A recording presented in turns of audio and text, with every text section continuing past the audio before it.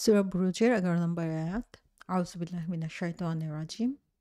ইন্নাল্লাযীনা আমানু ওয়া আমিলুস সলিহাতি লাহুম জান্নাতুন তাজরি মিন তাহতিহাল আনহার যালিকাল ফাওজুল কাবীর।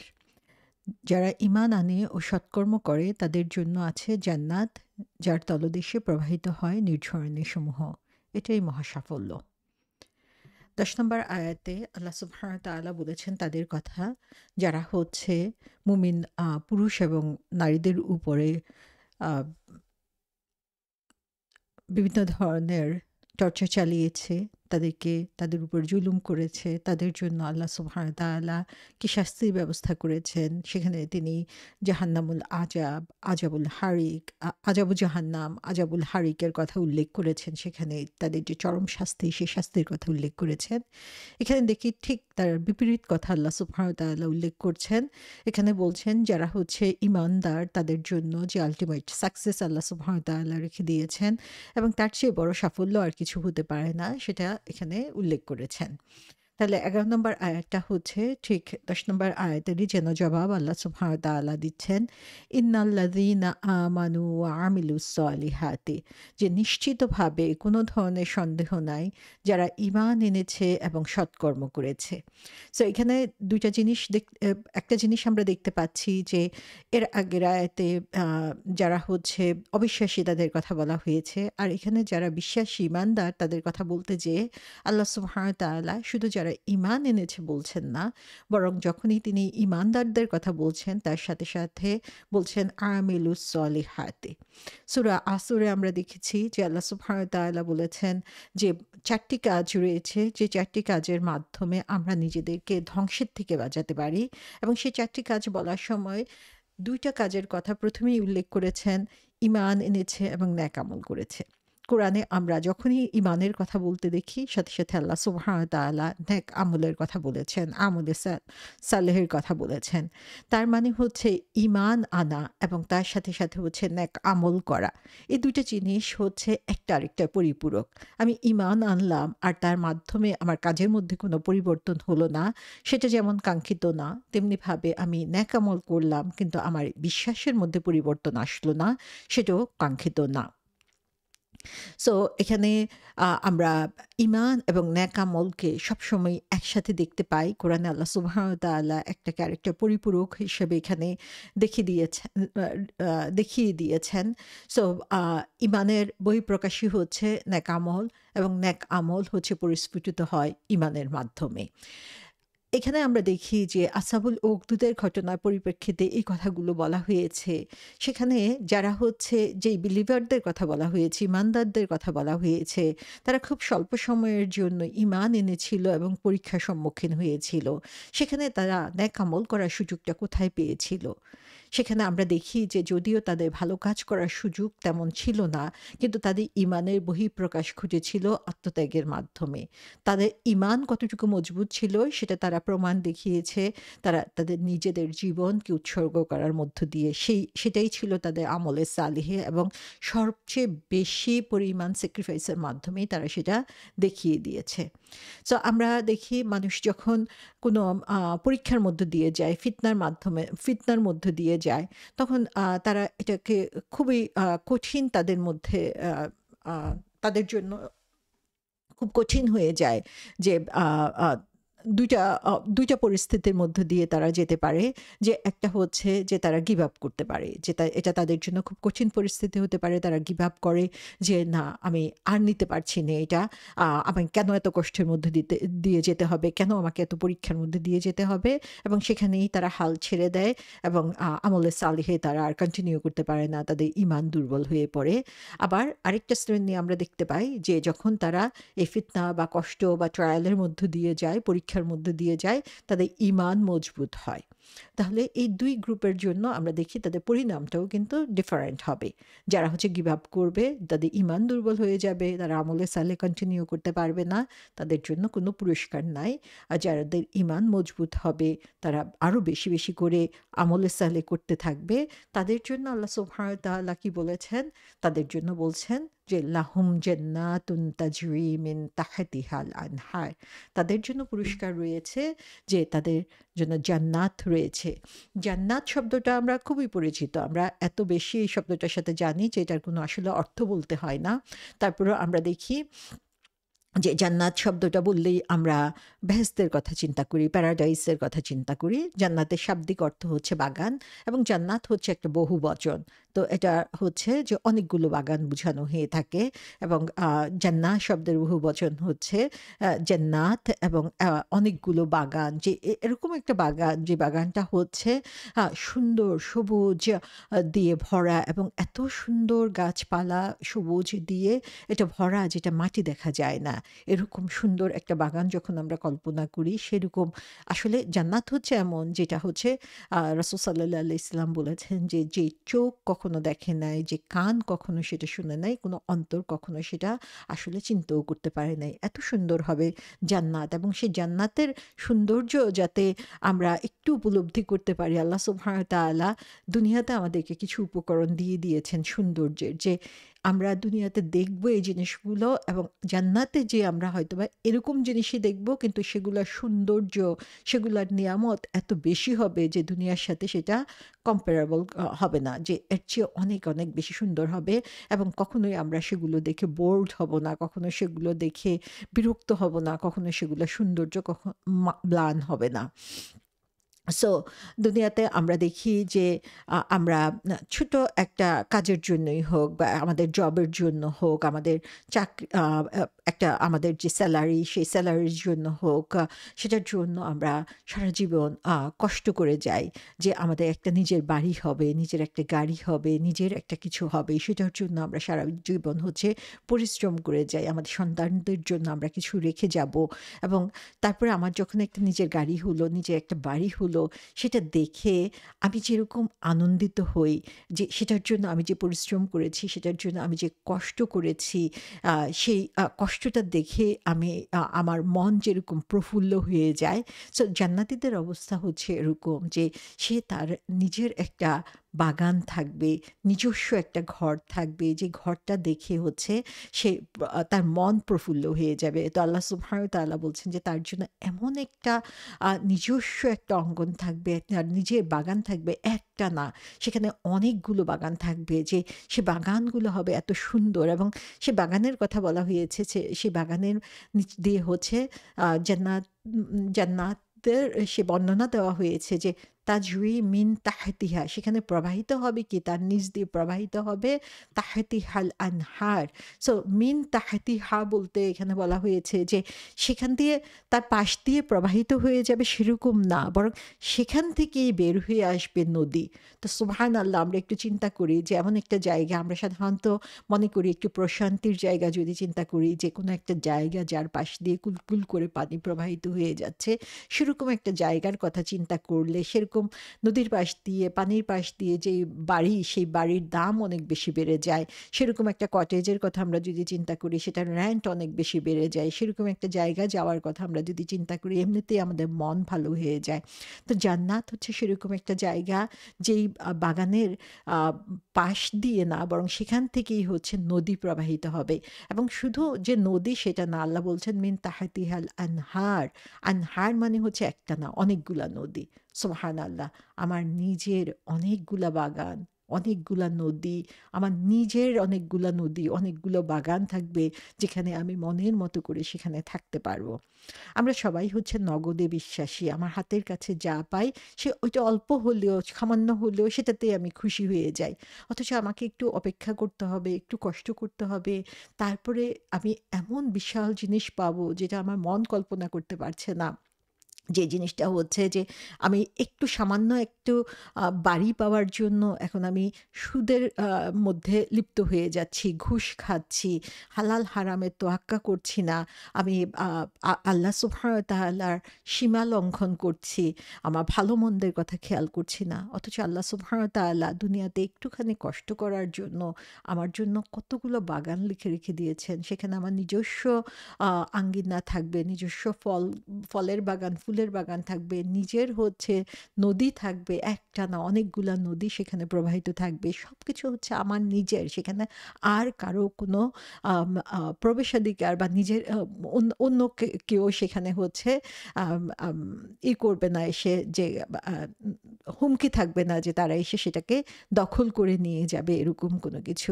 তো সুবহানাল্লাহ, আল্লাহ সুবহানাহু ওয়া তাআলা এমনভাবে আমাদেরকে বলে দিচ্ছেন যে শুধু একটু যদি তুমি দুনিয়াতে স্যাক্রিফাইস করো, কষ্ট করো আল্লাহ সুবহানাহু ওয়া তাআলার জন্য, এবং এমন কষ্ট না যে আল্লাহ বলছেন যে তুমি দুনিয়াতে সবকিছু ছেড়ে ছুড়ে দিয়ে চলে আসো।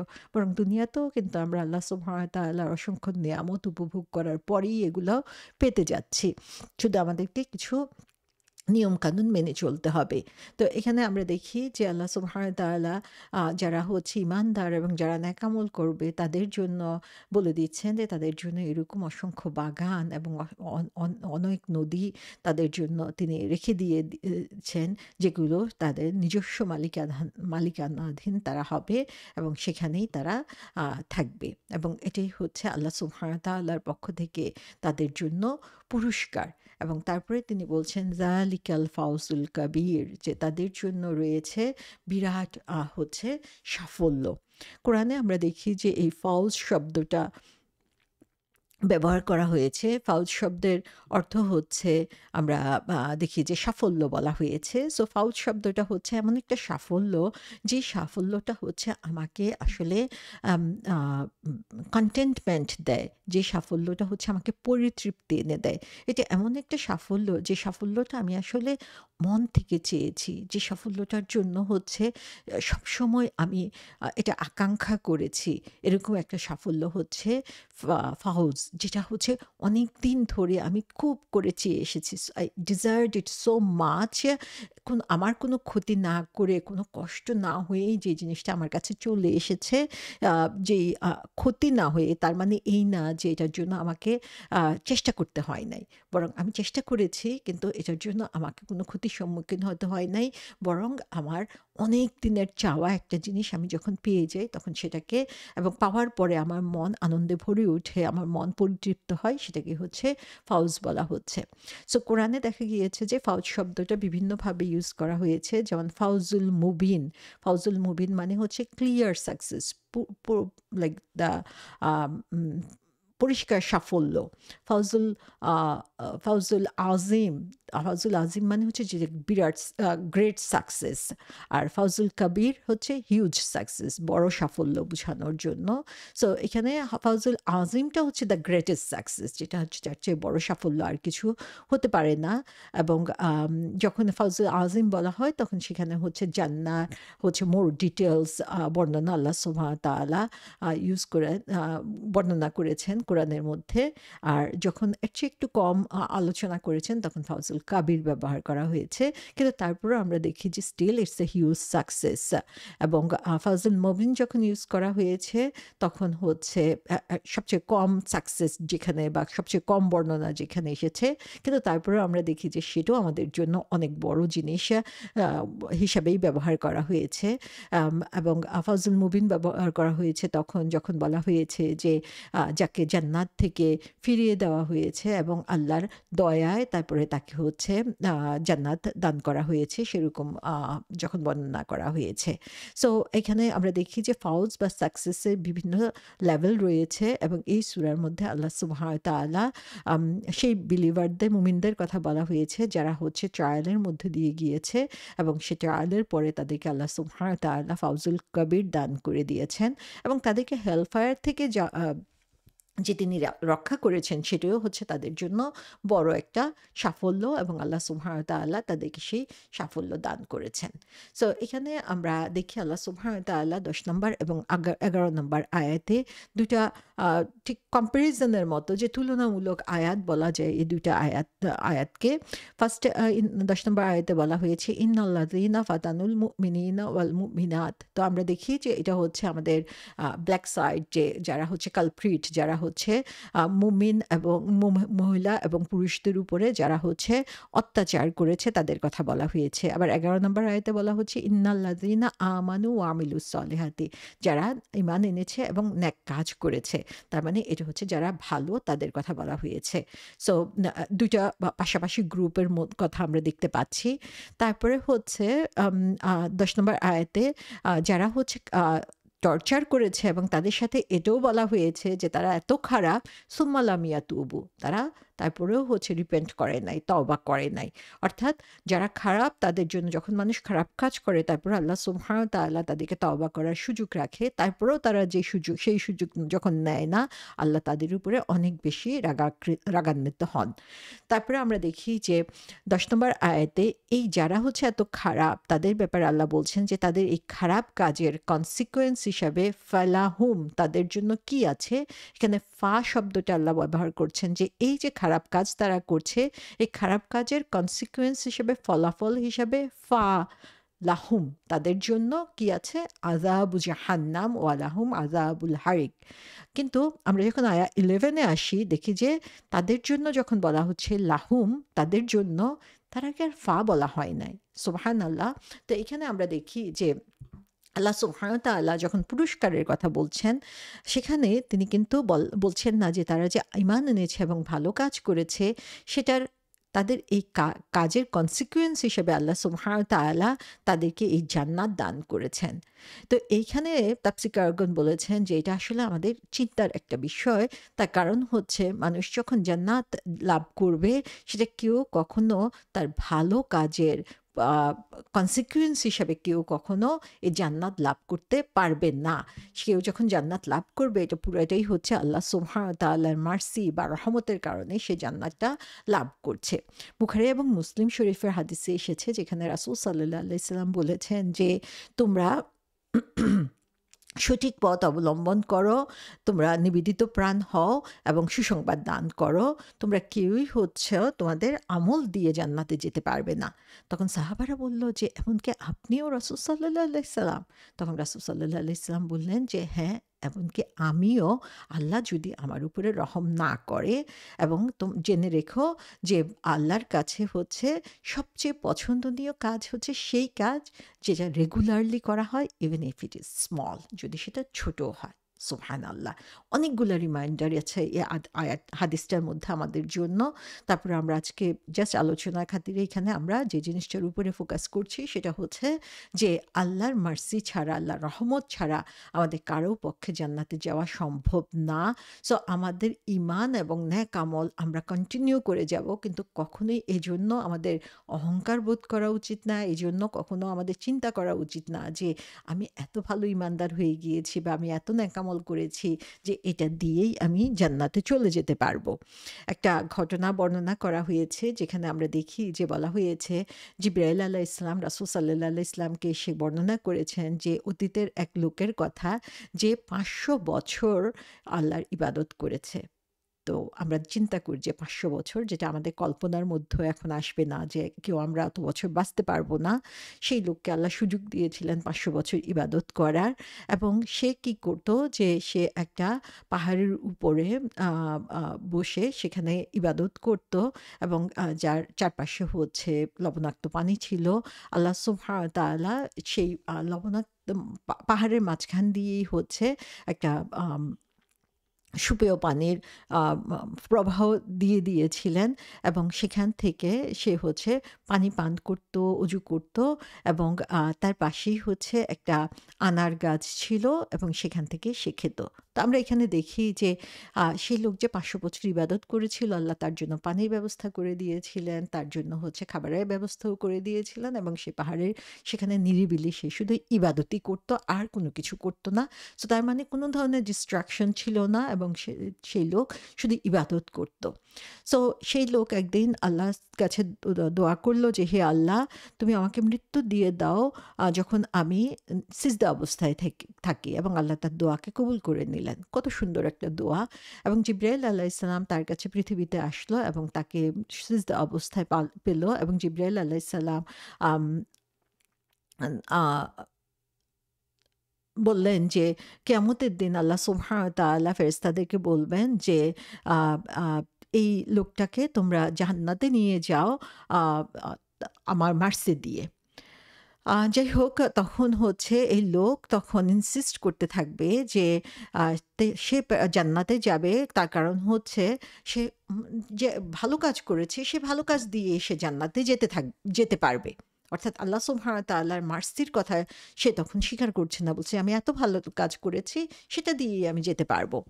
তখন আল্লাহ সুবহানাহু ওয়া তাআলা ফেরেশতাদেরকে বলবেন যে তার যে ভালো কাজগুলো রয়েছে, সেগুলোকে আল্লাহর যে নেয়ামতগুলো রয়েছে সেগুলোর সাথে কম্পেয়ার করার জন্য, সেগুলোর সাথে হচ্ছে তুলনা করা হোক, যে পৃথিবীতে সে যে নিয়ামতগুলো পেয়েছে। সো দেখা যাবে যে ৫০০ বছর ধরে তিনি যে ইবাদতগুলো করেছিলেন, সেগুলো তাকে যে আইসাইট, চোখে দেখার যে নিয়ামতটা দেওয়া হয়েছিল, সেটা সমানও হবে না। সুবহানাল্লাহ! তখন ফেরেশতাদেরকে বলা হবে যে তাকে জাহান্নামে নিয়ে যাও। সুবহানাল্লাহ! চিন্তা করেন যে শুধু একটা আ চোখের দৃষ্টির যে আল্লাহ সুবহানাহু ওয়া তাআলা আমাদেরকে যে নিয়ামত দিয়ে দিয়েছেন, সেটা হচ্ছে ৫০০ বছর ইবাদত করার সাথে কম্পেয়ার করলে সেটার ইকুয়াল হচ্ছে না। সো তখন হচ্ছে আ সেই লোক আল্লাহর কাছে তখন কাকুতি মিনতি করতে থাকবে যে, হে আল্লাহ, আমাকে জান্নাতে দাও তোমার মার্সি দিয়ে, তোমার রহমত দিয়ে।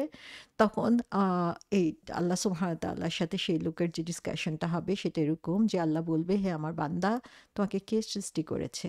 তখন সেই লোক বলবে যে, তুমি আমাকে সৃষ্টি করেছ। তুমি কি সৃষ্টি হয়েছিলে কারণ তোমার গুড ডিড তোমার গুড ডিডের জন্য, না আমার দয়ার কারণে? তখন সে বলবে, তোমার দয়ার কারণে। কে তোমাকে ৫০০ বছর ইবাদত করার সুযোগ দিয়েছিল? তুমি আমাকে সেই ৫০০ বছর ইবাদত করার সুযোগ দিয়েছিলে। কে তোমাকে সেই পাহাড়ের মধ্যে রেখেছিল যার চারপাশে হচ্ছে সমুদ্র? কে তোমার আশপাশ দিয়ে হচ্ছে আ পানি সুপেয় পানি প্রবাহিত করেছিল, অথচ চারপাশে ছিল লবণাক্ত পানি? কে তোমাকে আনার গাছ দিয়েছিল? কে তোমাকে মৃত্যু দিয়েছিল সিজদা অবস্থায়? সমস্ত কিছুই তোমার মার্সির জন্য হয়েছিল, হে আল্লাহ সুবহানাহু ওয়া তাআলা। তখন আল্লাহ বলবেন যে, এই সমস্ত কিছুই হয়েছিল আমার মার্সির জন্য, এবং তুমিও জান্নাতে যাবে শুধুমাত্র আমার রহমতের কারণেই। সো এই যে ঘটনা, এখান থেকে আমরা দেখি যে আল্লাহ সুবহানাহু ওয়া তাআলার যে অসংখ্য নেয়ামত আমাদের চারপাশে রয়েছে, এগুলো আমরা দেখতে পাই না। কিন্তু আল্লাহ হচ্ছেন আল হামিদ। তিনি হচ্ছেন সেই প্রশংসার দাবিদার। সে প্রশংসা আমাদেরকে করতেই হবে, আমরা স্বীকার করি আর না করি।